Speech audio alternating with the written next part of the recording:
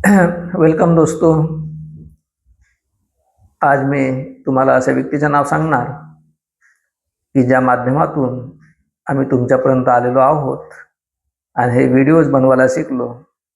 यापूर्वी मी कित्येक वेळा म्हणायचा, परंतु आपले रोहित महाराज, मास्टर रोहित महाराजमध्ये तेवढी काय शक्ती सामर्थ्य निर्माण होत नव्हते. परंतु एका सभ्य जेंटलमॅन आमच्या कार्यक्रमामध्ये त्यांचं पदार्पण झालं. जितू भाऊ टाकडीवाले, त्यांचं आडनाव का जितूचा? उके के उईके? उके. जितू भाऊ उके टाकडीवाले आणि यांचे आगमन झाले. मला वाटलं की हा जेव्हा इकडे माझ्याकडे आल्यानंतर असं त्याचं माईक इथं लावलं आणि आपला तो शूटिंग यंत्र, स्मार्टफोन आणि त्याला अजून एक अटॅच मशीन, तेव्हा मला असं वाटलं की हा खूप मोठा जर्नलिस्ट असणार. परंतु मी मात्र त्याला काही घाबरलं नाही. घाबरायचं कशाला?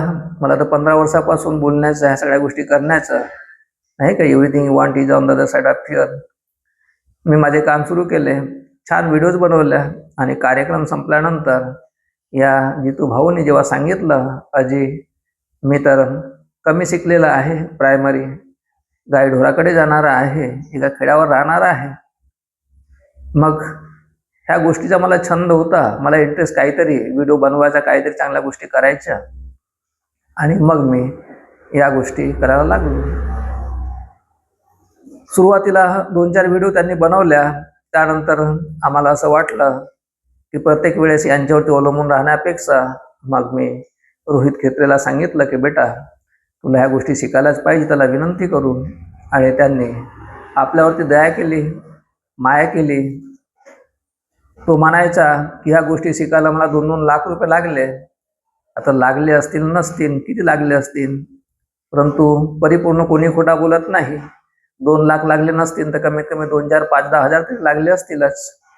ऑनलाईनच्या माध्यमातून एखादी गोष्ट शिकायचे पैसे घेतातच, फुकट काम नाही करत.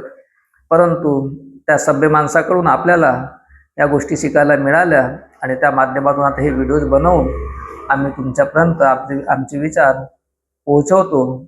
आणि तेही एक अजून त्या व्यक्तीची खासियत की त्यांनी आमच्याकडून 1 रुपया ना मागितली, 1 रुपयाची मागणी देखील केली नाही. म्हणजे एकंदरीत आम्हाला शिकवायचं किंवा ह्या गोष्टी करायचं काही नाही घेतले. दुसरा व्यक्ती राहिला असता तर एक गोष्ट शिकवायला किंवा सांगायला त्यांनी म्हटलं असतं की 2 लाख रुपये मी दिलेले आहे, मला 10,000 द्या, 5,000 द्या.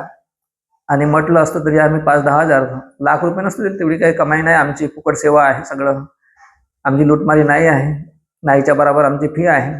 परंतु 2-4 हजार, 5,000 रुपये म्हटलं असतं, दिले असते, कारण की आम्हाला त्याची गरज होती.